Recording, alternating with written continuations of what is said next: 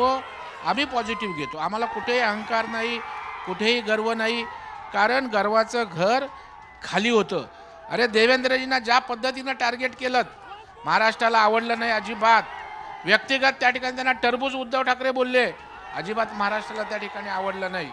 एकनाथ शिंदे साहेबांना पण त्या ठिकाणी टोकाचं आपण जे बोललात आवडलं नाही. अजितदादांच्या बाबतीत सुद्धा महाराष्ट्राने कौल दिलाय बघा. हा कामाचा महाराष्ट्र आहे, काम करणाऱ्यांचा महाराष्ट्र आहे.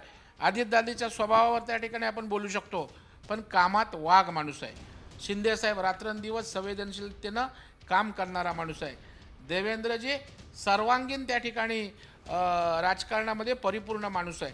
असे तिघे काम घेऊन लोकांसमोर गेलो हो.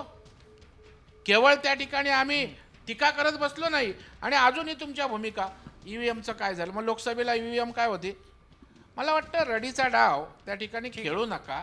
आपले मोठे दिग्गज नेते का पराभूत होतात, त्या ठिकाणी होतं ना राजकारणात. आज आम्ही जिंकलोय, जय पराजय होत असतात, परंतु त्या पराभवातनं आत्मपरीक्षण करून पुढे जायचं असतं. भाजपकडे जरा शिका. भाजप कुठेही यश मिळालं तर आम्ही उन्माद यशाचा करत नाही, आणि अपयश मिळालं तर त्या ठिकाणी आम्ही कुठेही नाउमेद होत नाही. फिनिक्स पक्षासारखं उभं राहतो. लोकशाहीला लोकसभेत महाराष्ट्रात झालं, देवेंद्रजीनं बारकाईनं सूक्ष्म नियोजन केलं, तुमच्या नॅरेटिव्हचं नियोजन केलं, तुमच्या सगळ्या गोष्टींवर अभ्यास केला, आणि आम्ही ज्या ज्या गोष्टी केल्यात त्यावर महाराष्ट्रातल्या जनतेनं आमच्यावर विश्वास ठेवला, आमच्या विकासावर विश्वास ठेवला. त्याच्यामुळं अतुल लोंढे आमचे मित्र आहेत, हुशार आहेत, अभ्यासू आहेत, पण जरा पक्षाची अधोगती होते.